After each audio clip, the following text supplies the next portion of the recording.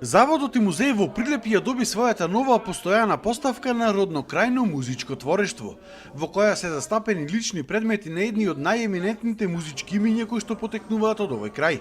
Поставката содржи околу 200 предмети, а идејата е истата да се проширува со нови витрини. Многу добра соработка имавме со музичките имиња и со нивните семејства.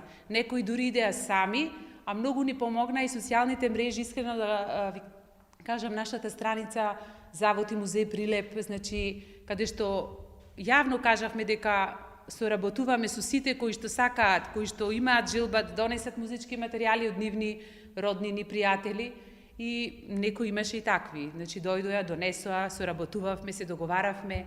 Иницијатор за креирањето на оваа поставка бил протоиерей Златко Ангелески, член на единствениот официјален музички регистар ВБУ.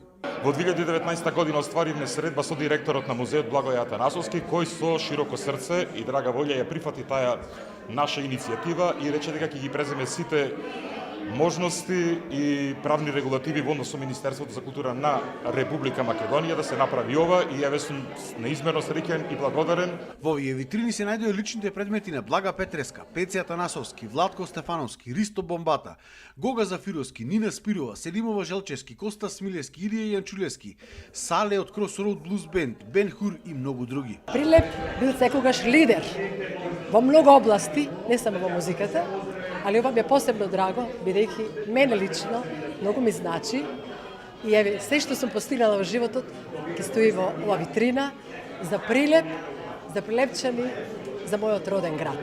Сето ова го имавме дома, со години го чувавме и негувавме.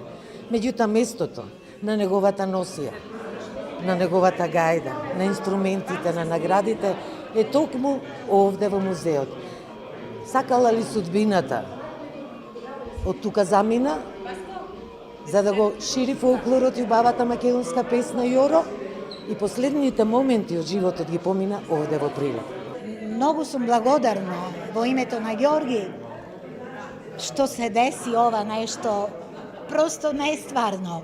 Не сум учествувала во вакво нешто во Југославија, да се деси за пеач, да се направи овака нешто.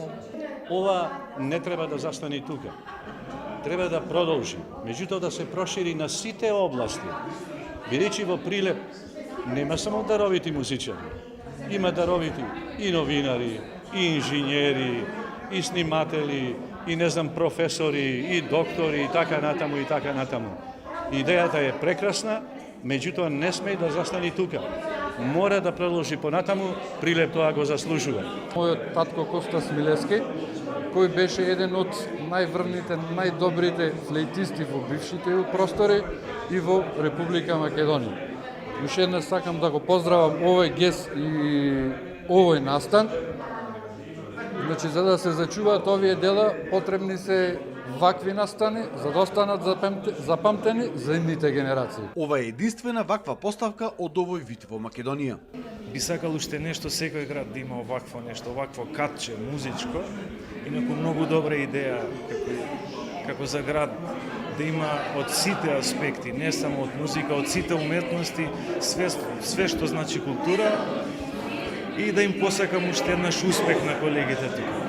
Инаку поставката се отвори на 67 годишнината од постоењето на Прилепскиот музеј.